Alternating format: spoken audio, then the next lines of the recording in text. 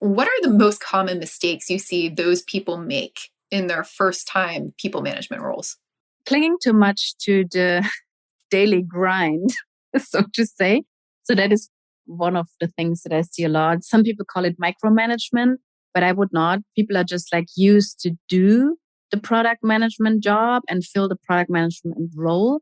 And it really takes some time to let go and to refocus and think like, okay, now the only impact that I'm having is through others. So it's a bit of a meta role and topic now. And that is one big struggle that a lot of people are having. And I'm always borrowing this idea of building a shipyard from LinkedIn's Geoff Redfern, because he was saying this in I think in San Francisco 2019, he was using it, or that was at least when I heard it. So the question is, okay, if the teams are building the ships and the vessels and the boats, how can I make sure the shipyard around it is really well oiled and working well and set up and in a good shape? And that helps so many first-time leaders to understand the role a bit better.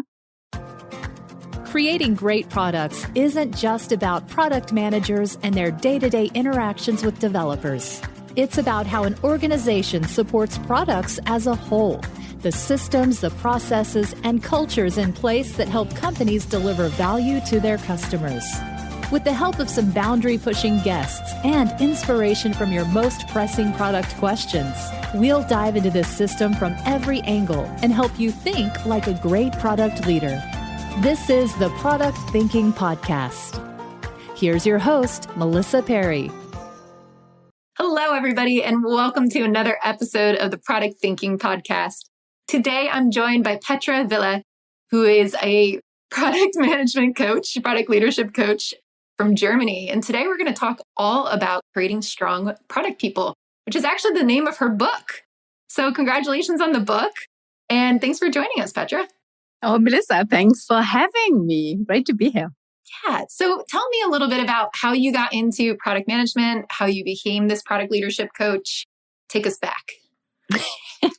Take us back sounds good. Back to the future. So I actually started my career as a software developer in one of Germany's largest publishing houses. The name of it is Hubert Burda Media. And I quickly realized that I have, a talent for the conceptual part of the job. So my colleagues pushed me always in this direction of, hey, you're really good in talking to the users and the customer. Could you please actually do this and come back with the requirements? So that is actually they really pushed me into this direction. And I fell in love with that part of the job, so to say. So I transitioned into more of a project management role. That's what it was called back then. And from there, joined SAP, did some technical consulting, lived on a train more than in my flat back at the day. And from there, I decided that I have to move closer to the ocean, so to say. So I decided to move to Hamburg in Germany, joined back at the time, small startup, 80 people startup, Zing. It is something similar to what LinkedIn does these days. Was a business network or is a business network. I luckily was able to learn from the best there. So, for example, Matti Kagan was coaching us for quite some time, which was a great opportunity to learn the product craft, right from the beginning, so to say. Enjoyed my time there and then became head of product, later managing director of a startup that actually was working in the translation localization realm, I'd say. And then slowly transitioned into coaching and helping other startups to get their product culture right and to build their product organizations. In the last 5 years, mainly focusing on coaching product people to get better at what they do. And the last 2 years, especially focusing on product leads, because I've really figured out that so many product people, are not happy with the personal development, professional development part of their job. So that's something that I would love product leaders to get better at. That was the idea of the book, and that's why I wrote it. That's great. So what do you hear from the product managers about why they don't like their professional training? Like what are their complaints about what they're getting today? And most of the time, so there is no guidance at all. This is a pretty common setting. So there are no career conversations. One-on-ones are always focusing on progress updates and how the product is currently doing, how revenues look like, how the KPIs are. So more these things are in the center of one-on-ones and conversation they're having with the line managers. So it's really rare that line managers focus on the people development part and really spend some time to reflect on, okay, what is my vision for this product person? What do they need to learn to really be a competent product manager in my own definition? And how could I help them get there and really be their coach and their companion? And that is something, so it's often really just not happening at all. That's a lot of the complaints that I hear. And for product people that are working for corporate companies, it's more of a, hey, you get a training once in a while, but it's not so much training on the job. And that's what a lot of product people are missing. So how can I get better in storytelling? Any tips and tricks around prioritization, stakeholder management? How should I be doing this? And yes, there are trainings for all these things, but a lot of people just struggle to apply it in their environment and situation. Yeah. And it sounds like you probably need some kind of mentor or hopefully product leaders to actually coach you through that and look at those situations and analyze bit by bit. Cool. So when you come into these organizations and you're working with product leaders, in your book, you talk about, the 5 steps to really helping to form strong product people. Can you walk me through what are those different steps that you advise for? So again, from the perspective of a product leader or product lead, I recommend that the first thing that they do is reflect on their definition of good. So what makes a good product person in their context, in their company, in their industry, and in their own opinion, so to say. Because if you're not having this, how could you actually give feedback or have any performance review conversation with your product folks? So that is something that I encourage them to create. And it mainly touches on 3 things, which is personality traits. So what are the personality traits that I want to see in product people? Usually that's what you hire for. It's super hard to build this or to form this once you have the people on board. For me, this, for example, is curiosity or adaptability. Super hard if it's not there. So that's something you want to put on the list and hire for. And the next thing is skills and know-how. That is really, okay, do I want them to do user interviews? How good do their user interview skills need to be in our particular situation? Maybe it's more of a technical role, and maybe that is not the number one skill to have, but still important. So all of this is the skill part. And then for sure, there's a value bit to it. So what are your values? What are the values your team should share or your team already shares? And what new hires should be sharing? So that's step number 1. It's a bit of define your good. Now I have to get up the blog post because otherwise it's super hard to remind them while I'm talking about them. No problem. If you won't mind.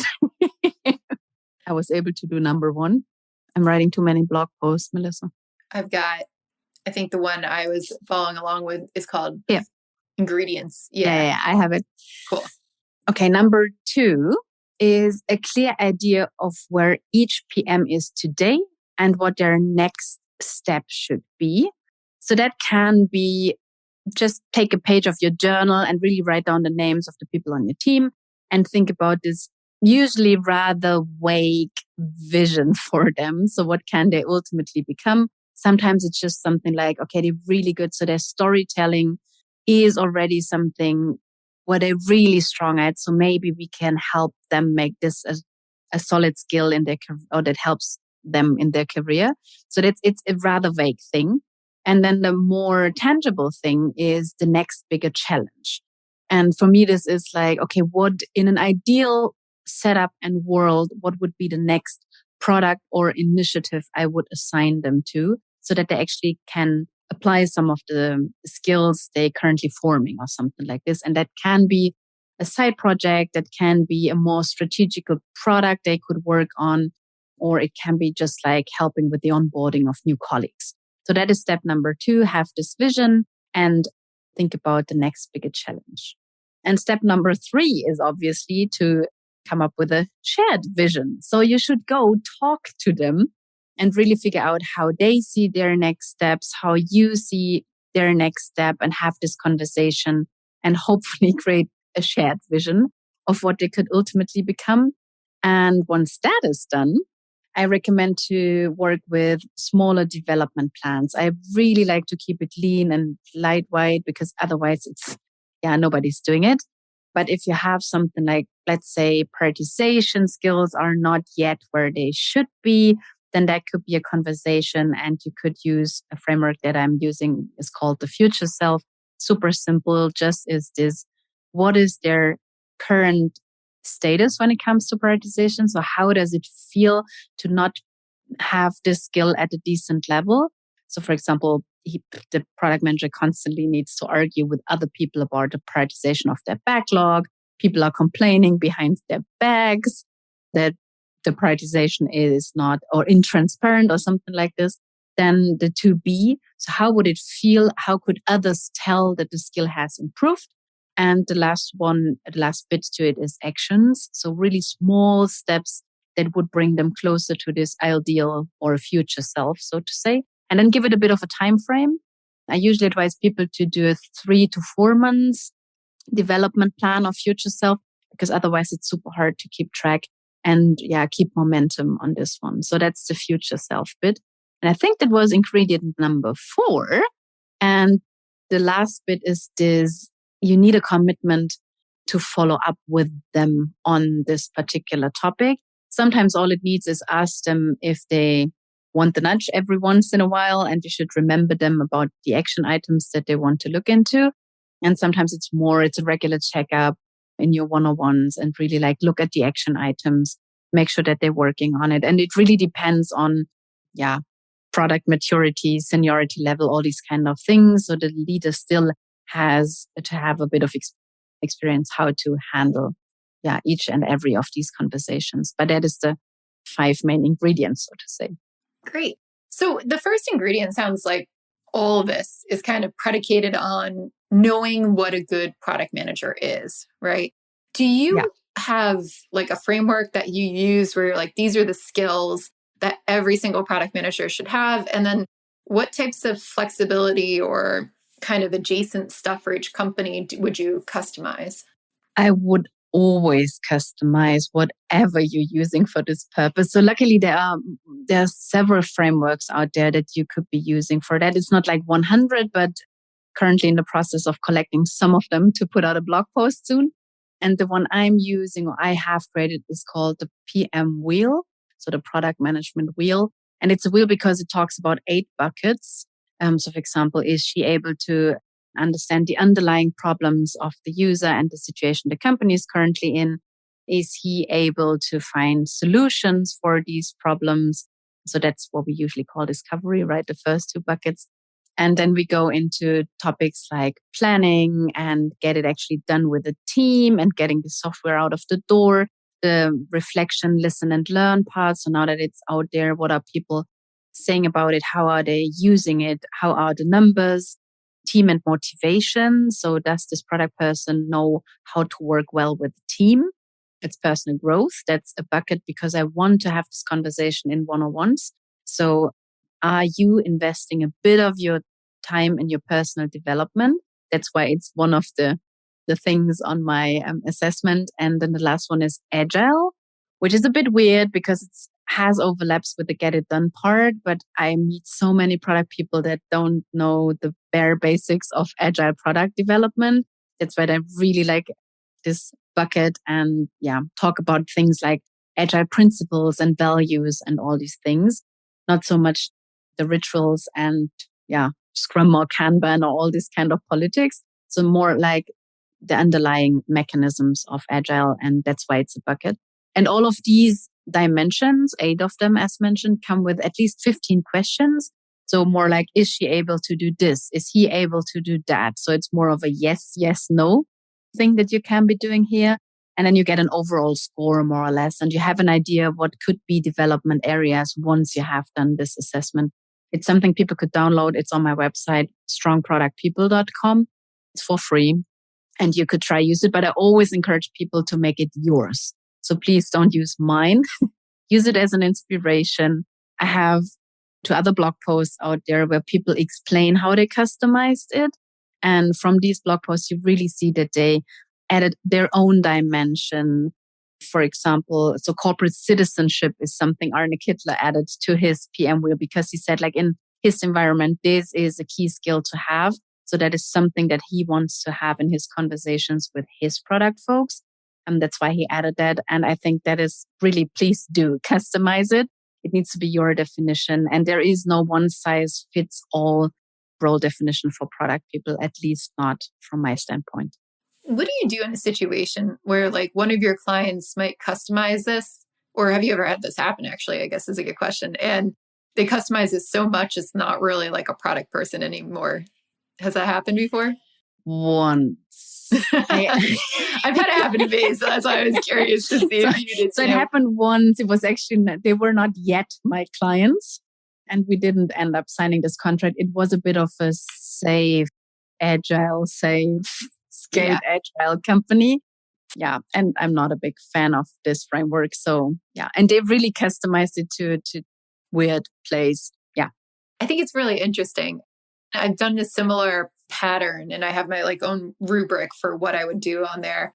And I see so many companies, I think especially ones that don't, like they're not typical software product companies, right? They're going through transformations or something. And you say, okay, let's define like what a good product manager is. And then they dive down into like velocity and all the things that we would say is not a product manager, things more project manager-ish, more deliverable oriented, not really why focused, more execution focused.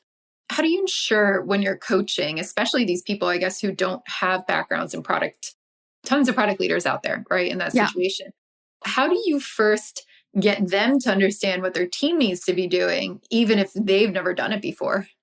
Really depends a bit on the setup and the mandate that I got from the company that I'm working with.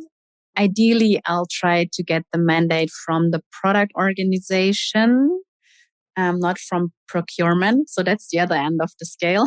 Procurement buys stuff and then nobody actually knows what to do with it. So, but if I'm in touch with the product organization and they're really happy to work with me, then this is usually not a hard thing to do, because then I look at what they get. So my first question is always, okay, is there a role description I can work with? Is there any assessments used in your company? And it often is the case that the answer is yes. If they're using assessments, then it's often things like for your improvement, current Perri stuff, or it's 360 degrees, rather soft skill focused assessments, because that's what they can use on all of the roles they're having, right? So communication skills, are they where they should be? And then they're usually happy if I bring something like the PM wheel and ask them, hey, what do you think? Should we go through this exercise of customizing this to your needs and then use it in the coaching sessions? And if I'm working with PMs and we go through the wheel, they're all like, wow, this is pretty cool, because that's easy to answer questions. So it's easy to answer them. And it really sparks some ideas of things that I could get better at, even this unknowns. So things that they haven't had on their radar, that could be things they could be adding to their role or could improving at. So it's more of an inspiration thing. And it's really rare that they're like rejecting it or, Frankenstein the hell out of it, so to say. So most of the times they're pretty happy with it, reintegrate it in some of the things they're doing. And I always encourage companies, so even if they're not using it on all product people, you still could use it for your folks, the folks you're managing and working with, even if none of the line manager is into all of this assessment stuff. The product managers could still use it as a self-assessment tool, even with their teams. So I saw great efforts from people using it with their developers and maybe an agile coach who has a good sense on what they could improve on and give feedback on a daily basis. Because this feedback on a daily basis stuff, from how a particular meeting went to how the product manager is perceived when she's giving a talk, that makes the difference. Sometimes if the line manager is not there or too busy to take care of all of these things, your team could be helpful as well. So, yeah.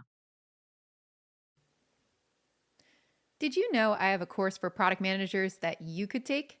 It's called Product Institute.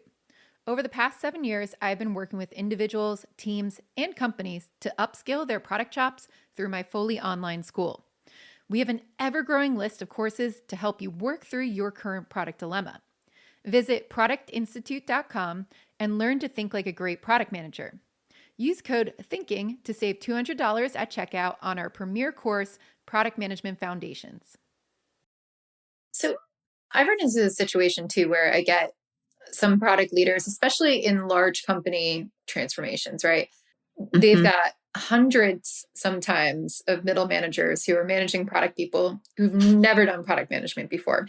Then they've got to basically create the rubrics and then coach these product managers. In my experience, like I always get asked, okay, how do we like train the product leaders in product management and then let them go train the product managers? Like, what do you really advise for those companies? Like, do you think they can take all those middle layers and level them into product managers? Like, what do you do when you get deep into that? And how do you help them kind of develop the rest of the product managers in there? I think I'm still forming my opinion on this. There is a current take on that. But maybe if we would do this podcast again, I would change my opinion. But currently, so my current take on this one is, if you want to transform an organization, you have to bring in people that know how it is done. And then they could be leading by example, and people the others can go to and ask for advice. So for that's something that you need. And then you really need to invest on this community of practice. So where people are actually saying like, okay, that's a nice blog post I read the other day, and I think it could be helpful for us. So let's call a meeting and try this methodology or framework, or all these kind of things. Because if they've never worked in product, that is some things that they need to do, right? So they get in touch with all the frameworks all of us are so familiar with, all these jobs to be done and all the story mapping, which is great, but they've never done it. So they need to get to work, and they need a bit of hand holding there and how to do it the first few times. So if the product leaders are up to do that, that is perfectly fine. If the company is up to bring in some coaches and people that help the folks to do it the first few times, that is perfectly fine. I saw way more people transition into product in a really nice way that I would have thought some years ago, because it is possible. And if they're already subject matter experts in whatever the company does, and have this focus on the customers, and that happens in many, many roles, as we know. So customer support, all these roles have already this, I really want to help these customers because that just is a weird thing that we ask them to do. So please, can we fix this? And I think it can be trained, but you need to focus on, of course, do some basic training in the beginning, then create a community of practice, make sure they learn on the job while they're actually doing it, get them to work. So put them in front of users. That is always, how can you make them leave the building the first time? That is a critical moment, I'd say. Yeah. And then you really need to invest on coaching, and it can be the coaching of the product leaders if they are happy to do it, the coaching with their PMs afterwards. And it's a bit of a training menu that you need to build up. So for free things. And so many of these companies are not connected to any of the great product communities, like, for example, Mind the Product. They never heard of these things. Women in Product, awesome Slack channel, super active. You could share so many things there and hear what others are doing and where they're struggling. So that is all for free out there. And so many companies have never heard of these things. And then there are cheap things like buying books and running corporate book clubs, or all these kind of things, all great learning opportunities, not super expensive. And a lot of the bigger companies are so focused on the training, which is a pity. Yeah, I find that it's all the stuff that you're talking about, like community practice, the books, everything else is just so needed to be able to make that shift. And what you were saying at the beginning too is kind of where I landed after doing this for a while. Like, I don't actually think you can change an entire corporate structure or culture or way of working without inflecting. I don't know if that's the word, but like, injecting, that's probably the word I was looking for. Yeah. Injecting it with some people who've done it before and who like really embody that culture and can help create that shift. But I get all the time companies that are like, well, we can't do that. Like, we can't possibly hire in somebody from the outside. And I'm like, yes, you can. If you want to pay them some good money, people will come and work for you. Like, don't be cheap and don't be try cheap. to make some people actually enjoy this from transformational moments, right? So I had a friend who is like a super experienced CPO for growth stage companies. And he wants to go be a product leader at like a giant bank or someplace that's going to do a transformation now, because he's done the growth stage thing so many times. And he's like, I'm a little tired. Corporations move a little bit slower, but like I could easily make a huge impact there without, working 20 hours a day like the VC world is. And he's like, I want to go and do my best and be able to have like a normal work-life balance there. But it's so interesting because he's, talked to those companies and gotten in there and they're just like, oh yeah, we're not hiring right now. I'm like, you need people. Like what's wrong with you? Like you've got a product leader that's like, yes, I'd like to go to a bank, which is not something you hear every day. No. And he's a good one. And yet you're like, oh, sorry, like we don't have an opening. Like make an opening. Like he could train all of your people in 3 seconds and, it would be insane. Yeah. But that like blinders on it, like, oh no, we can't possibly, like we just got to work with who we have, just really shocks me every time. And sometimes they decide to hire a few people, but then they have like 250 product people or what they call product people or what they have renamed to product people. And then they hire 2 ones that are experienced. And that is super hard for those 2. They will get frustrated. So I'm currently at a 50-50 rate. So I think you really have to, that's 50% more or less need to know what actually product is all about before you could really be sure that a product culture will be forming without a lot of investment from the outside. Yeah, I think that's a really good point. Like if the people who know how to do products aren't given the buy-in, the support, and the other people around them to actually like work with, they're not going to stay there either. Yeah. And I think some of the companies are like, well, we tried that. We tried to bring in other people and they left. And it's like, yeah, because you didn't give them the infrastructure they needed to be able to be successful there. Yeah. Yeah. So changing gears a little bit, we just talked about a lot about like transformations, but let's talk about experienced product people who are now the first-time product leaders, right? They're managing, this is like a huge jump. And I see people struggle with this, right? Like everybody's so desperately trying to go from like senior product manager to director of product or VP of product, whatever you call it, wherever you are. But, managing product managers for the first time. What are the most common mistakes you see those people make in their first time people management roles? Clinging too much to the daily grind, so to say. So that is one of the things that I see a lot. Some people call it micromanagement, but I would not. People are just like used to do the product management job and fill the product management role. And it really takes some time to let go and to refocus and think like, okay, now the only impact that I'm having is through others. So it's a bit of a meta role and topic now.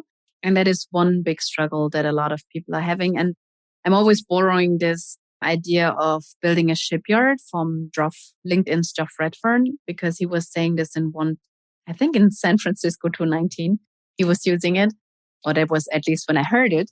So the question is, okay, if the teams are building the ships and the vessels and the boats, how can I make sure the shipyard around it is really well oiled and working well and set up and in a good shape? And that helps so many first-time leaders to understand the role a bit better. And it's just like, that is something that a lot of first-time leaders struggle with. And then a lot of them struggle with the feedback part and to really care about the people that you're working with. And not because they're not able to do so. They think it's just like not professional. They have to be now professional boss ladies and boss guys and cannot be, friends is the wrong word for it either. So that's not a good wording and not a good framing for it either. But you still can remain really human, care for the people you are working with, try to be a companion, their coach, even if they're maybe the same age or maybe even older than you are. But as long as you do, and you're having open conversations, giving them good feedback, I think this is the right way to go. But that's the biggest things that I see go off rails sometimes. Yeah, I definitely see those too as well. I've struggled with the second one myself when I was first people managing. I don't like confrontation. So I'm like, it feels confrontational. how do you get people to understand that it's a safe space and like have that open dialogue and do the hard feedback if they're like worried about hurting people's feelings or anything like that? I know that was a big struggle that I had. Interesting. Yeah. So for most of the coaches I was working with so far, it tremendously helped to give them several ways how to structure their feedback and just like put them to practice. Because once you understood that, for example, the shit sandwich is not a good structure for giving feedback, to praise, criticism, praise is not something people want to hear. But if they understood that things like, okay, describe what you observed, describe what the situation was, and then describe the negative or maybe even positive impact this could have to somebody's career. And then you're like, yeah, okay, the impact makes all the difference, because it's not that I want to point out something negative or just want to like say like your performance was not very chippy. And it's more of the impact, and really then feedback gets more helpful. So that helps a lot of people. And then this ask people if they want feedback before you actually give the feedback. That changes the conversation tremendously. So that's a great hack. Coming back to the 5 main ingredients, if you don't have a definition how good looks like for your situation and your company and in your personal opinion, then it's way harder to have these conversations. If you have this framework and all of the people at your team know that you're using the same assessment on all of them, then feedback becomes less often a negative thing as well. Because then you're just like pointing out the gaps between your definition of a competent product manager and the current skill level of the person you're talking to. So that makes it way easier and takes a bit, the personal part out of the feedback, so to say. That's really nice. It's a lot more objective that way. Yeah, when I first started managing people, that was something I struggled with. I think it's funny because like as a consultant, I can give anybody feedback and it doesn't bother me, because I'm also like, it's your show. So if you don't want my feedback and you don't like, I'm pretty direct. I know how to sugarcoat it. You know, I know how to get my way when it's a consulting thing. But I always think it's interesting. And I've heard it from other people who've started managing teams, because you're with them every day. And then you're like, if they don't change, now I have to move them. Or once you get to a certain point, that's scary, right? Because it's like, if they're not going to improve, they've got to move on. And getting comfortable with that took me a long time. And I feel like now I'm good at it. But like that, I feel like scares so many people at their first time. For me, it was the exact same thing. And to me, it made a difference once my coach told me back at the time that in leadership, you have these 3 ultimate things you can be doing. You can hire the right people. You can promote people that are really doing the job well. And ultimately, you need to fire the ones that are not living up to your performance expectations, because the company is not a family, right? So it's not unconditional love that is actually bringing us together. It's money in the end that makes the world go round. So to some extent, there needs to be this healthy performance culture. And once I understood that was kind of liberating, because it was part of the leadership deal to let people go to sometimes, or to find, and that's another reframing, another seat for them. Sometimes it's just like they don't get what the role is all about, or they actually get what the role is all about, but they just don't want to fill this role. Maybe not now, or maybe never. And sometimes it's just that they're lacking the capacity. And if they don't get the role, it's often my fault as a leader, because I haven't explained it well. What are my expectations? If they don't want it, then it's, on us to find a new seat that works better for them. And if they don't have the capacity, then it's more a discussion of, okay, is it because of their lacking know-how? Then we can actually get them to training. Or is it that they need to, just recover from the divorce they just got, or something like this. And then all we need to give them is more time, which is fine for a certain amount of time, right? And that helped me a lot to have this kind of, okay, sometimes I just have to find a new seat for them that fits better. Yeah, and it's also better for them at the end of the day too, which I think made me get a little bit more comfortable with that idea. Like, not everything has to be a fit, and not everything has to be perfect all the time, right? And if somebody's not thriving in that role, moving them into a place where they can thrive is actually the best thing you could possibly do for them. So yeah, that one's definitely hard. I know it was for me. I hear it from a lot of other people too, who are managing people for the first time. They're like, wow, whiplash. Yeah. And if you've done it several times, so I saw product people turning into awesome quality assurance folks and people, so product folks getting to software engineering, all these weird transformations. And then if you see that work and people really like happy, lighting up after they made the transition, then I think it gets easier. But the first 2 or 3 ones are super hard. Yeah. And then on a flip side too, I was just thinking about this. What if and I've heard this from a lot of product managers. I actually got one of these questions on a Dear Melissa podcast that I did. Somebody asked this, and I think this is a good one to get your thoughts on too. Like, what if you are in the role of a product manager and your boss is a product leader who just doesn't get it? And you're looking for the development, they can't provide the development. I've even seen situations too where the product managers themselves actually have pretty good potential, but their product leaders don't recognize it, don't develop it. So they're feeling like they're crazy because they're trying to do the right thing. And their product leaders are like, no, that's not what I want. And they're like, but this is what a product manager does. So in that situation, like, what can the product managers do if they don't have a product leader that they report to who's kind of mentoring them, developing them, or even like understanding what they should be doing or encouraging them to do the right things? The last bit is the hardest bit.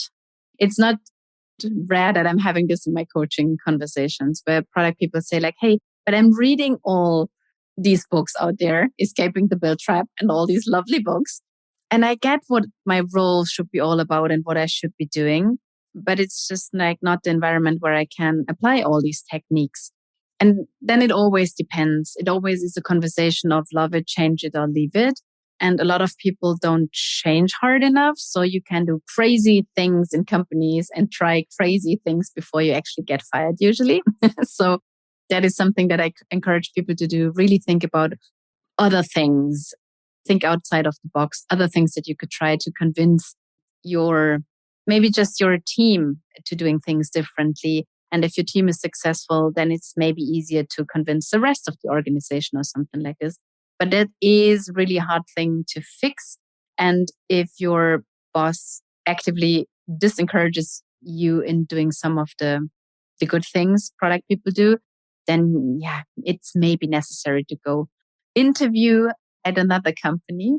But let's assume your product lead is on more or less the same page about your product role and what product people should be doing, but they don't have the time to taking care of it, to a decent amount of their time, dedicate a decent amount of their time to it. What I usually recommend people to do is form their own small learning network. What you need, and that's just like go find these people. So you need people that are able to give you feedback on a daily basis. So really, I was mentioning this before, how this particular meeting went or how you did the retro facilitation or whatever it is. So this daily task related feedback, plus usually not the same people, behavior related feedback. So things that I do that other people don't like or find strange or weird. And this is something, for example, developers find super hard to point out.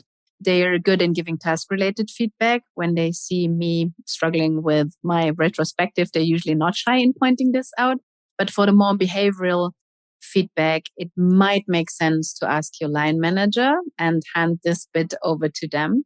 And so that's the feedback part that you need to nail. Then the other one is you need to find someone who has a vision for you and really has this, okay, I believe you can become a great product person. And that oftentimes is a mentor outside of the company. That is something you could be looking for. Maybe it's a senior product person in your organization. And if you're a junior person, that often is the case that one of the seniors or principal folks really see the great young talent early on and have this idea of, hey, you can become a great product manager. Let me help you get there, at least with some of my time. And then you need to have this person who has this definition of what a competent PM would look like in ideally this company context. Again, it could be a senior peer. Again, it could be your line manager. If in doubt, you can hire, for example, a coach for a decent amount of time, short amount of time to work on one particular topic. that you think you're not yet competent or all these kind of things. But then you need to create this little room. And I see a lot of these groups forming in the Slack communities out there, the big ones where people ask like, hey, that is a particular skill I want to get better at.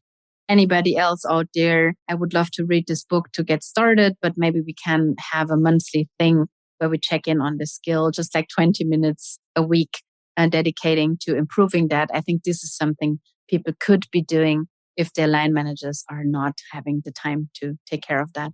I think that's really good advice. Yeah, I find that a lot of people who are very strong product people, it was not necessarily their line managers who were the mentors, right? They went out, they tried things, they pushed boundaries, they found other people to kind of mentor them.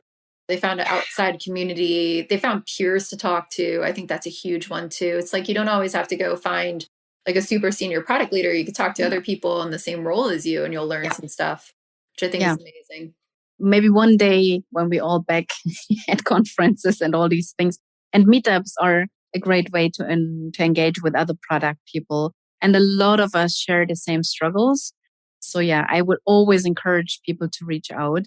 And you were mentioning something which is like contributing to the global product community, so to say. That is another thing that people are not doing often enough. So why not writing a short blog post about the book you read and just like, even if 20 other people already commented on this book, but why not share your take on it and what you learned from it and what you try to apply? So first of all, the authors are always happy to read how you did when applying the techniques. And you still can find 4 or 5 other people that like your blog post, and then you become this little learning network. So put some of the things you have been learning, even if it's just like blog posts you enjoyed reading or all these kind of things, but start contributing to the overall product community. I think this is another great opportunity. I think that's fantastic advice. Well, thank you so much for being on the podcast, Petra. It was fun. Thanks. It was fun. I really like talking to you. People who are listening to this, Petra and I have slacked each other a bunch of times and been in this little community for consultants for a while, but we've never met in person. So it was really good to hear your philosophies. And finally get to connect. So if people want to read your book, it's called Strong Product People. Can they just buy it on Amazon? Anywhere else you prefer them? Amazon? No, cool. Amazon is good. Great. And then where can they connect with you, learn more about you, read your writings? Actually pretty active on Twitter, which is at Loomista, Loomesta. And then it's strongproductpeople.com, where you can find a lot more about the PM wheel, how to use it, the future self, how to use it. And I'm writing a blog on my personal website, which is petra-wille.com as well. Yeah, that's where I put most of my content. You can engage on LinkedIn, follow Instagram, whatever you prefer. I'm there. Great. Well, thank you so much again. And for those of you listening, please go check out Petra's tools. She's got lots of canvases, all this fun stuff on our website that is going to be so valuable for you. And tune in next week for our next episode of Dear Melissa on product thinking. We'll see you next time.